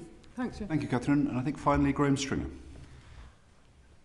Have you, I mean, you've been very busy over the last couple of years, but have you had an opportunity to look at forensic science at all? It's been a long-term, and I mean long-term concern of this committee, that forensic science, both academically and practically, in terms of helping the criminal justice system, is not where it should be. Have you had a look at that? And if so, what are your views? I'm very pleased that we've appointed a CSA for the police, and that person started about a year ago. And I've asked him and others with an interest in Home Office and other places to look at forensic science and see where we are. So I recognise that there's a question not only about operation of forensic science, but future-looking research for forensic science. How do we make sure we're at the cutting edge? Because there's no doubt the UK was absolutely at the cutting edge of forensic science, and there are lots of opportunities that could be important for the future. So there's a piece of work going on that at the moment. I think 12 years ago we were. Dr. Tully, who became the regulator and had previously worked at the Forensic Science Service, has told this committee on regular occasions that the most serious criminals are getting away with it because forensic science isn't up to it, and there is a very limited amount of academic forensic science carried out, and within the police forces themselves, their forensic capability is probably not what it should be. They're not accredited, so I'm glad that's happened, and I would be grateful if you could keep an eye open for it in along with your many other duties. Can you define, sorry, this is a totally different question, although it's related. We're all in favour of this country being a scientific superpower. Can you define it? Well, I think I know what I think needs to happen in terms of science, which is we are really outstanding at discovery science and early university science and research institute science. We are much better than we were at startups and SMEs coming from that. We've got a significant gap in scale up. How do we scale those companies? And we've got a gap in terms of major R&D intensive growth companies in the UK. And so if you put that together, in order to be really effective, all parts of that system, including the role of things like government procurement, need to be aligned to make sure that the science is properly supported at the beginning and that there are systems to make sure that all the other bits work. And when that works well, then I think you end up with strategic advantage from science. Thank you. Just a personal thank you for the time and effort and the clarity of your input into this committee and generally of your advice, and you're looking much more relaxed than you did at the height of the pandemic. The good thing about having clear advice, it's easy to agree with it or disagree with it. One of the areas I would like to explore, the last time you were before the committee, you said in terms of mitigating sort of the increase in carbon dioxide in the atmosphere and its effects, it was good to be first and early on.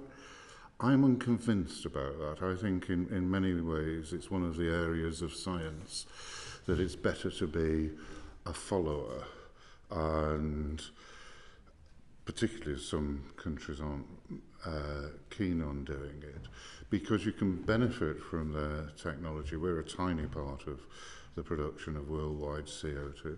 So could you take us through in detail your reasoning for wanting us to be first in that area? I'm sorry, I don't know exactly what I was referring to. That first, in terms of net zero ambition. Yes. Yeah. So I think setting a clear target like net zero gives clarity for innovators to actually do something. And you can see that already, that we've got lots of people wanting to come into the innovation space. They know that there's an ambition to try and get net zero here. That, I think, is where there's an advantage. Now, I'm not naive enough to think that all of the discoveries come from the UK. It's a global issue, and therefore we need to be well connected globally. But I do think there is a genuine economic and societal benefit from getting the great research that's going on in the UK translated into solutions for net zero, and there will be export opportunities as well. Doesn't mean we shouldn't also be followers in some aspects, because there'll be bits that we're not good at and we don't know about. But I think there is a business opportunity, and I think there's a danger that net zero is seen as a cost. And of course there is a cost associated with it, but I think there is a massive upside benefit which will be a return, and therefore this is an investment, not a cost. I understand that. I mean, this country hasn't been great at translating sort of original ideas into technological and economic benefit in the past. But and I understand what you're saying about targets and giving clarity to industry, but it also implies, doesn't it, picking winners in terms of you give an incentive to hydrogen, it turns out not to be the best technology, and you've wasted a lot of money in. You need batteries, you put a huge amount of money into. I can go through the list, and that is the problem with targets, isn't it? That government is effectively picking winners, yeah, which it's terrible at. Now, at some point, of course, you do need to pick something because you need to implement it. But the way I think about this and the way that we've described it in the Net Zero Innovation Board is start at 2050, by the way, which most countries have now bought into 2050 as the target, some are a bit later. Work back and ask what's the latest date by which you need to make a decision in order to implement. That's not going to be 20 years, it's going to be some number 10 or something for most of those. And then use your R&D to do exactly what you're sort of alluding to, which is to optimize the chance of being able to make a good decision. So don't use your R&D to just say, I already know the answer. If I don't know the answer, what are the unknowns that would allow you to make the hydrogen versus some other decision? But be very clear by when you need to have made that decision. I think if we can optimize our R&D spend in that space, that will allow us to make the right decisions at the time. You do need to come off the fence and say, we're going to implement this because we've got a implementation plan that needs to roll out. Thank you, Graham. I think Catherine had a further question. With the forbearance of the chair, you mentioned earlier in your evidence about the opportunities for investment more regionally coming from the chief scientific advisors, and with absolutely no weight of evidence at all. I'd just observe how many people from the northwest of England or just the top of the M6 within the Science and Technology Committee, and perhaps you could reflect upon that as you move forward, particularly around Manchester. Thank you, Chair. Everyone is welcome on the committee from all over the United Kingdom. Office in Manchester. And the committee, as viewers of the session will know, is taking evidence right across the country, and we'll be going to Northern Ireland next. Just a couple of final re-questions from me, Sir Patrick. ARIA, this committee produced a report on that.